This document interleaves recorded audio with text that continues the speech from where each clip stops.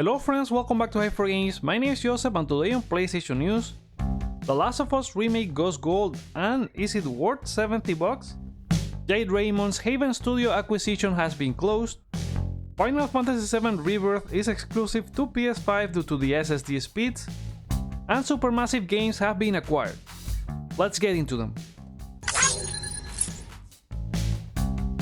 Ever since being leaked and revealed at Summer Game Fest, there's been talk about The Last of Us Part 1 and if it's a necessary remake. The reveal trailer didn't help because it only showed graphical improvements. According to the key features for the game, it will incorporate modernized gameplay, enhanced exploration and combat, but we're yet to see any of that, which had led people to believe this remake is just a cash grab.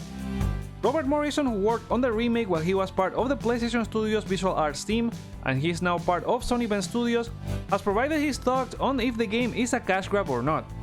He jumped on Twitter and said, "Actually, it's the most meticulously built and crafted project that I have ever seen or been a part of in my entire career, the highest level of care and attention to detail possible." He also said the price of the game is out of his control and worth is subjective to each individual, but his point is that he's in awe of the work that an amazing group of people did on the project. As I mentioned, this is a huge debate online whether this is a necessary remake or not, and if it's really worth $70. I think it may be, but the reveal didn't help at all. Maybe when they show some gameplay this will change people's minds on the game, and that should be really soon as it launches on September 2nd. Speaking of that, Naughty Dog announced on Twitter that The Last of Us Part 1 remake has gone gold, so everything's ready for launch. As a studio that has been famous for its crunch culture, including The Last of Us Part 2, it seems Part 1 remake didn't involve any at all. Speaking about this on Twitter was Anthony Vaccaro, environmental artist for Naughty Dog, and he said, "This is my first time in my 13-year career across multiple studios that I didn't need to crunch to finish a game, especially hitting the same quality bar as The Last of Us Part 2. One of the things that probably helped the project have no crunch at all is that development started at PlayStation Visual Arts Studio for a few years and then moved back to Naughty Dog for its final stages, so the collaboration between PlayStation Studios has been key." So what do you think about The Last of Us Part 1 remake? Will you be purchasing and playing it day one? Sound off in the comments below, or you can also vote on the poll in the community tab.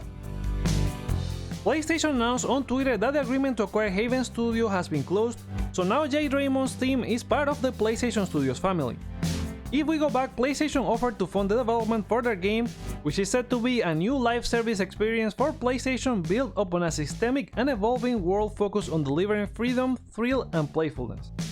According to Herman Hulse, head of PlayStation Studios, they were so impressed with the establishment of the studio and the development of the game that they decided to acquire the studio, and they announced that back in March.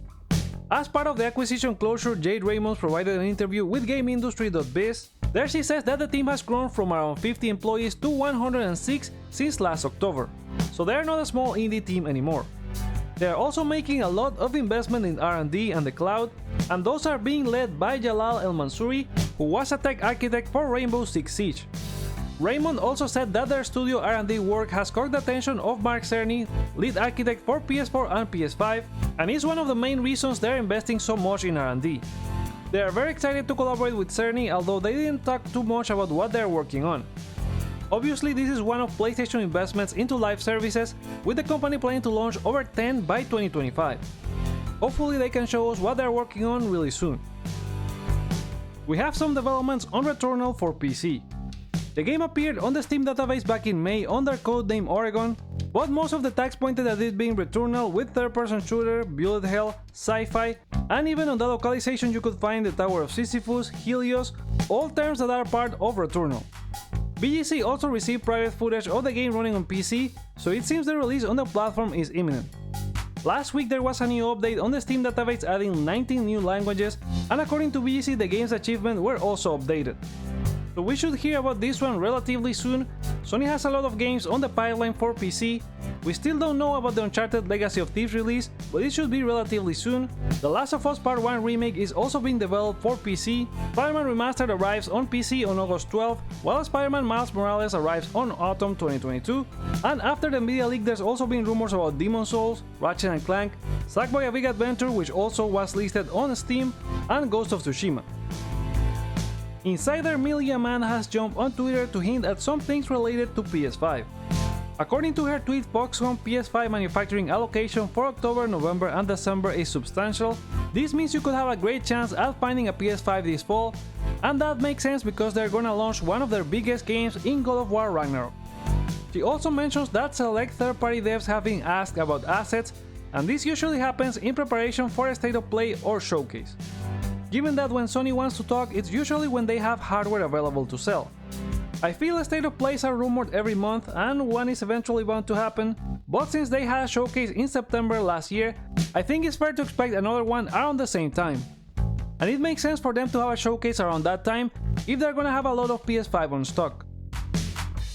Sony announced a new in-zone hardware line for gaming a couple of weeks ago, and it seems their ambitions is to become the Nike of gaming gear.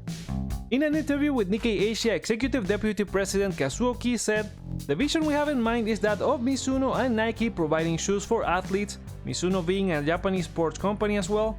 You can win prize money in esports, if a monitor's response time lags even slightly, you lose, so Sony products are not going to let people engage in these grueling battles down."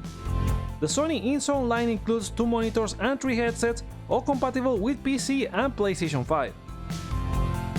Speaking of gear, Western Digital announced on Twitter they have partnered with PlayStation to bring an official WD Black SN850 NVMe SSD for PS5. The SSD starts at 170 for 1TB and 280 for 2TB. Includes an all-in-one heatsink, so it's ready to install on your PS5.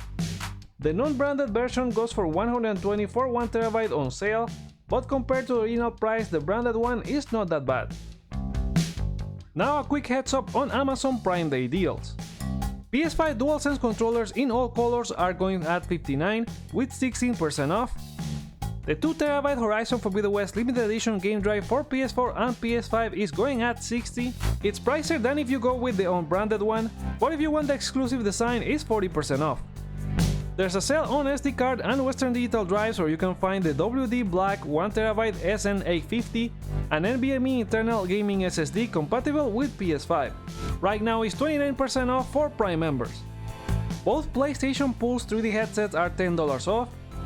As for games, there's a Deep Silver and Koch Media sale with the King of Fighters 15 at $30 and Hot Wheels Unleashed at $27. Far Cry 6 is going for $13 on both PS4 and PS5. Square Enix also has some deals with the Strangers of Paradise Final Fantasy Origins at $40 and Final Fantasy VII Remake at $25 with a free upgrade for PS5. Discounted first-party games include Ratchet & Clank Rift Apart at $40, Uncharted Legacy of Thieves Collection at $30, and Sackboy: A Big Adventure also at $30. You can check all the links for these products in the description below, and Amazon Prime Day runs for 2 days until July 13. Roll7 has started sharing some developer diaries on Rollerdrome. The skate-killing sport game was first revealed at the State of Play last June. In the video they talk about the level design and flow of the game, and some of the mechanics you will be able to use like perfect dodge and slow motion. They also confirmed the game will be arriving on PlayStation Plus, but not as everyone imagined. Back in June, Reddit users on the gaming leaks and rumors subreddit thought the game might be part of PlayStation Plus Extra, since it launches on the 3rd Tuesday of the month when PlayStation Plus Extra Deluxe and Premium games are supposedly to be refreshed. Instead, it will be coming to the service as a PlayStation Plus trial. So yeah, if you are on the fence about the game, you will be able to try it at least for a couple hours. Another PlayStation Plus game launching really soon is Stray, the cat adventure game from Blue 12 Studio and Annapurna Interactive. I Am 8-Bit has announced an exclusive collector's edition for both PS4 and PS5. The collectors include a premium matte black O-sleeve with holofoil, a poster of the iconic first teaser art for Stray, 6 premium art cards, and a patch of our feline hero.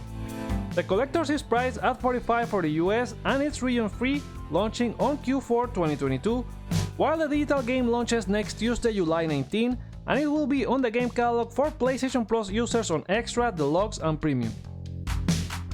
Supermassive Games announced on Twitter that they are now part of Nordisk Games. Nordisk Games is owned by entertainment company Nordisk Film, a part of Egmont, a leading Nordic media group. They own some games like Avalanche Studios and Mercury Steam. In March 2021, Nordisk Games invested a 30.7% stake in Supermassive Games, and now they acquire 100% ownership of the UK studio. Supermassive Games that is just fresh from launching The Quarry with 2K and is launching the Dark Pictures The Devil in Me with Bandai Namco this autumn 2022. They were also responsible for publishing some PlayStation exclusive games like Until Dawn and Hidden Agenda in 2015 and 2017 respectively, besides a couple of PlayStation VR games and support for PlayStation Move games. I always thought this would have been a great acquisition for Sony, given their experience with story games and PlayStation VR games, but now they missed the chance. But I guess they could still work with them as a separate partnership. Congratulations to Supermassive Games, and hopefully Nordisk Games can invest more in them so they can give us more great games.